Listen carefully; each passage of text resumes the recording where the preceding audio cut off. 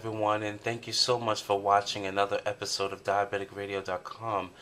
Um, in continuing with my series, Diabetes 101, today I want to talk about food. Um, this isn't going to be a video of me imposing my personal beliefs as to what's healthy, what's not healthy, what you should be eating, what not should be eating.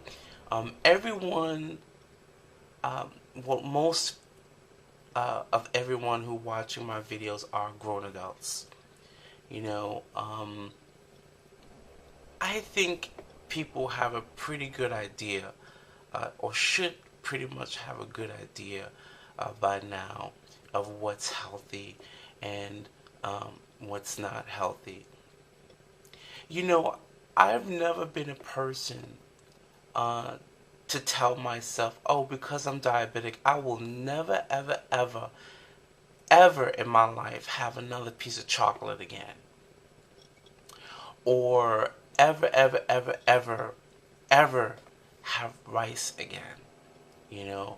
Or never, ever, ever have pasta or a piece of cake again because I'm diabetic. As though I was, some kind of, different species or something, or there's this imagined law that I absolutely cannot have that.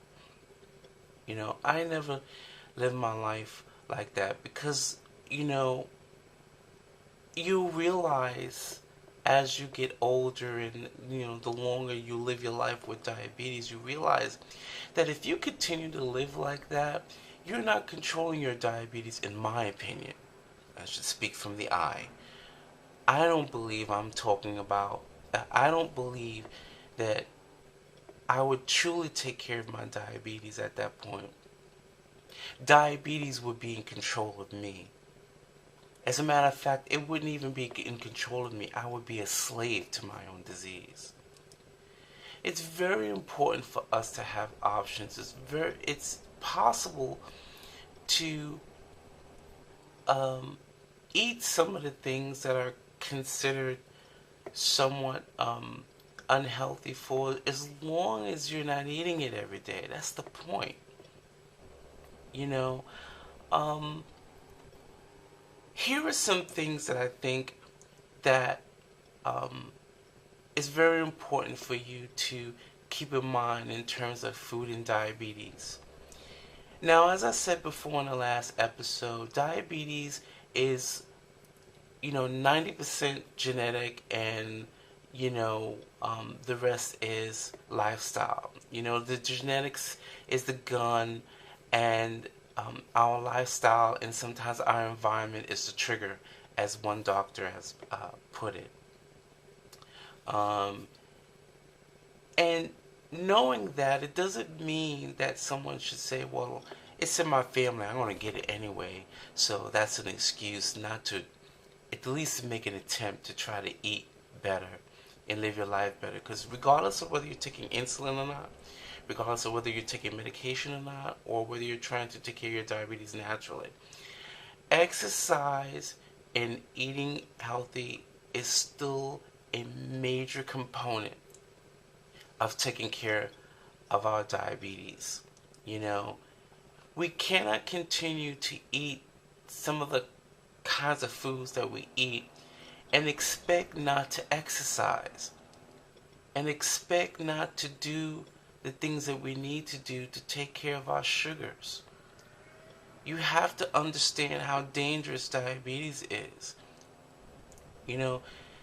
Once you discover that you have diabetes, taking care of yourself is not an option. Testing your blood sugar is not an option.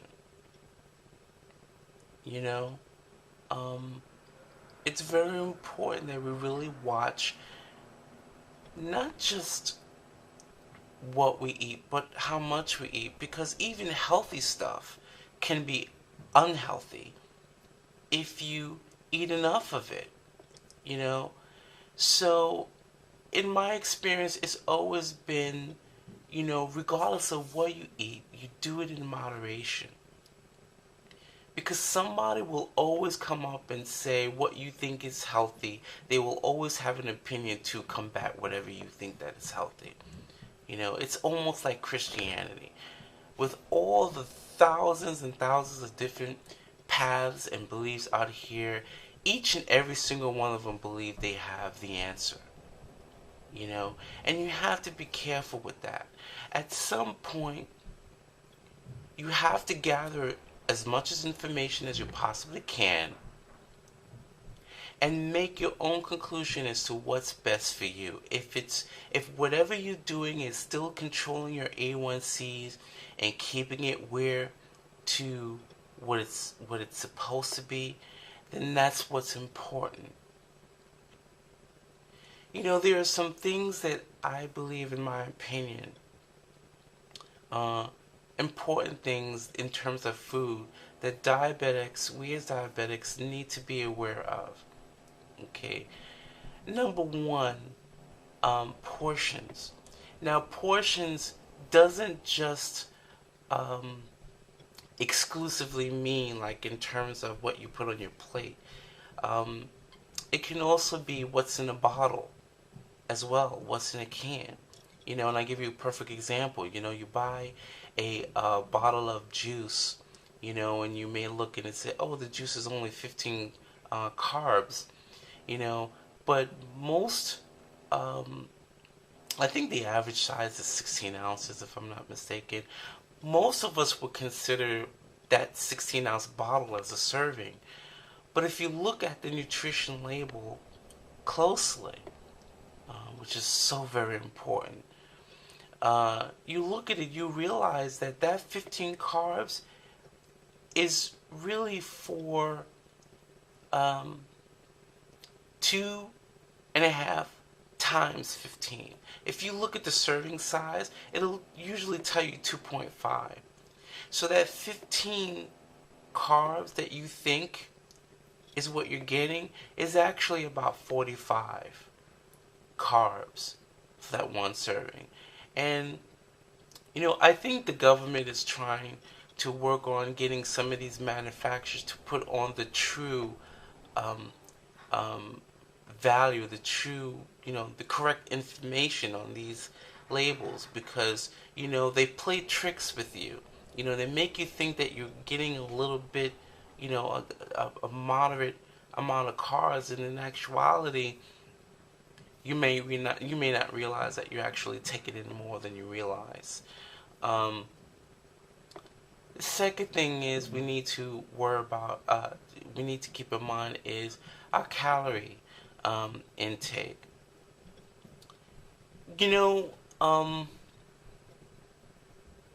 This is very important. I really hope I'm not confusing anybody, but I think this is very important to point out.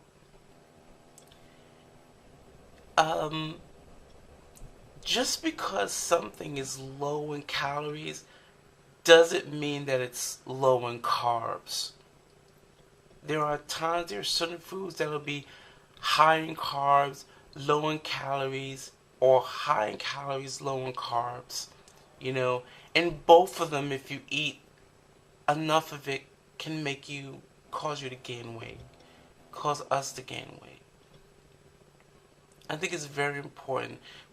And this is even more important to be aware of when you choose to eat fast food. You don't have this kind of information readily when you go into a fast food place. Like, I just had a conversation with someone about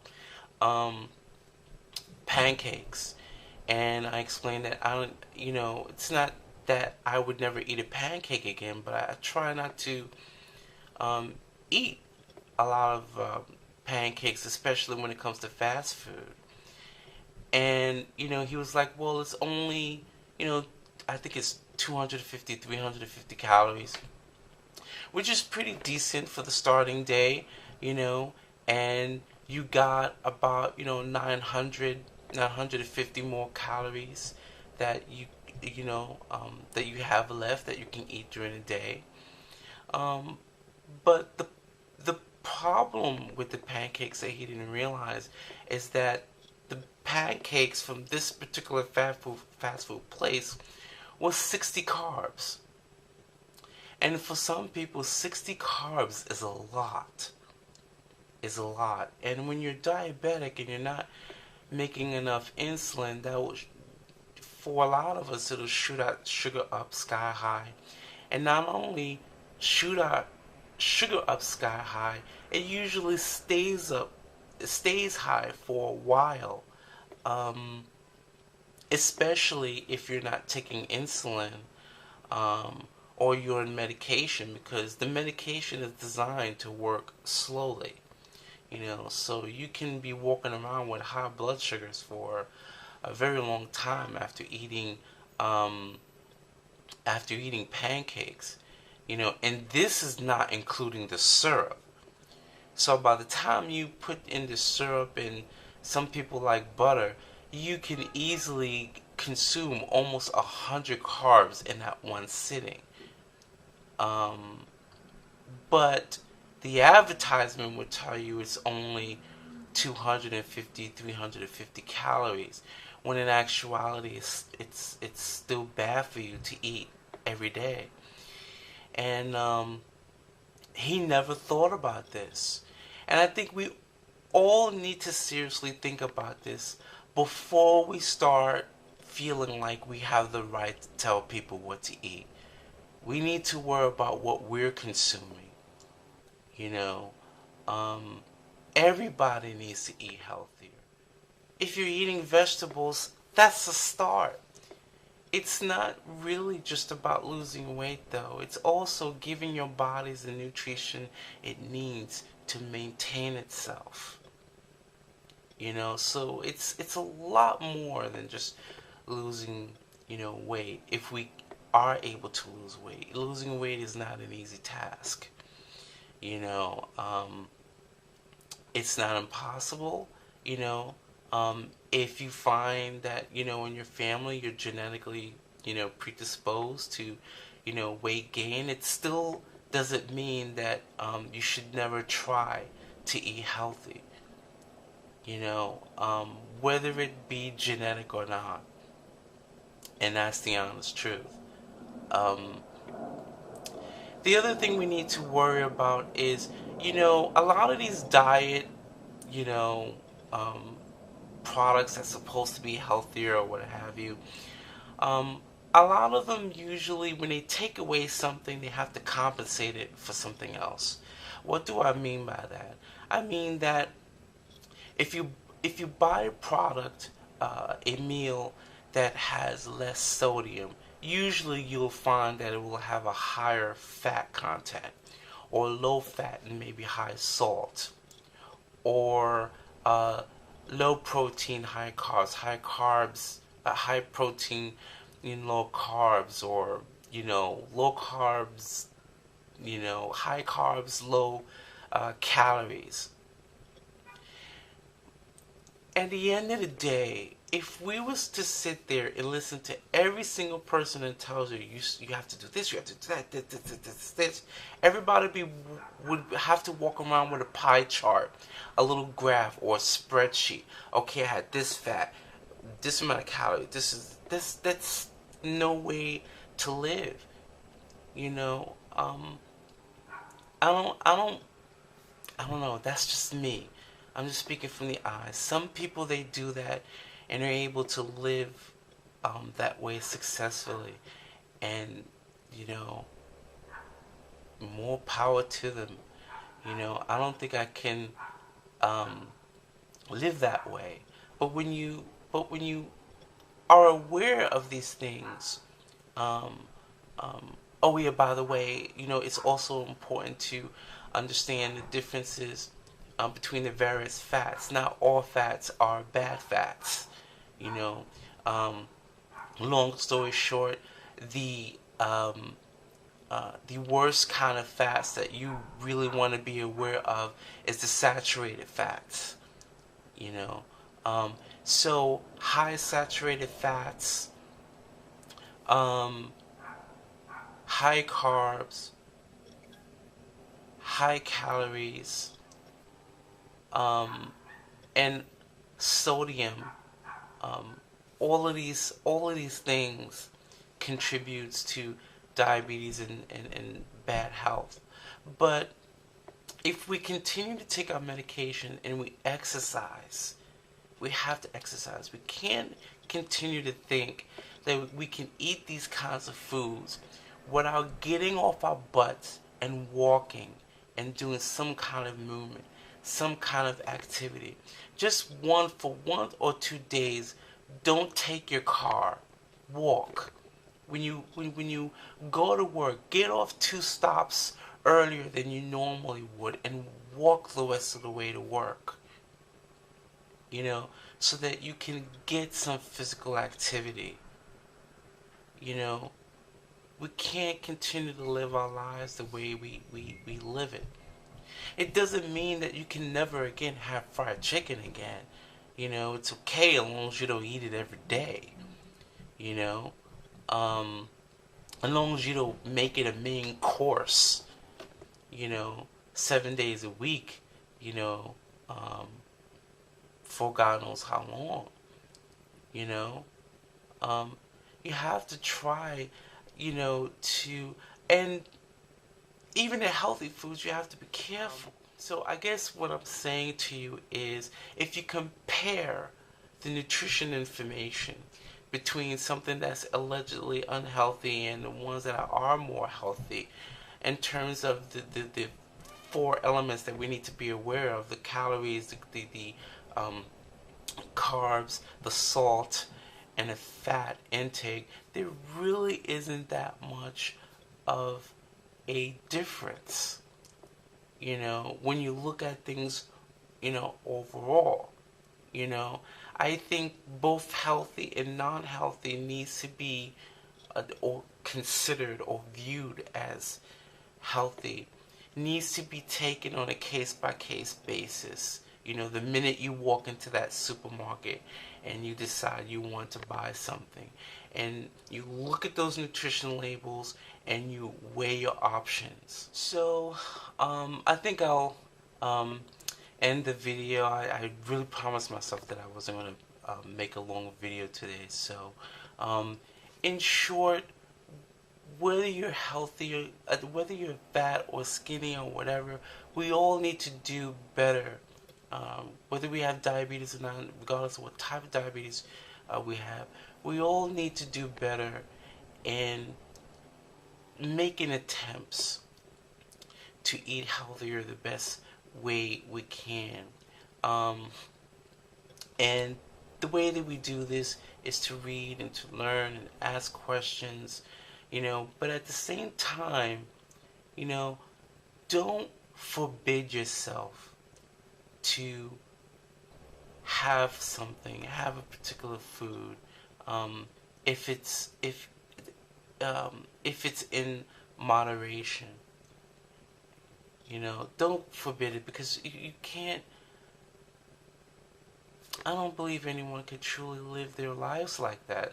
It's, in my opinion. I think when you look at the nutrition information and you really start looking at labels, you'll understand what I'm talking about. And it really boils down to what people have been saying all along for God knows how many years. Moderation is the key, and portion control. And I think that's a lot better than walking around with a chart driving yourself crazy. By the way, before I go, there's one website that I really love a lot that I suggest that all my viewers check out. It's calorieking.com. Calorieking.com has almost nutrition information on almost everything you can think of. If you're not sure how many carbs are in a food, or how many calories is in a food, most people who have today's phone, most phones allow you to have internet access. Go to calorieking.com, and you can. It's a wealth of information, and I think it could be a crucial tool in terms of helping us to control our diabetes. So I hope this video has been helpful, and I really, really do appreciate all the support. I love you guys, and I really, really enjoy doing these videos. Love you. I can't wait to do my next video. Thanks. Bye.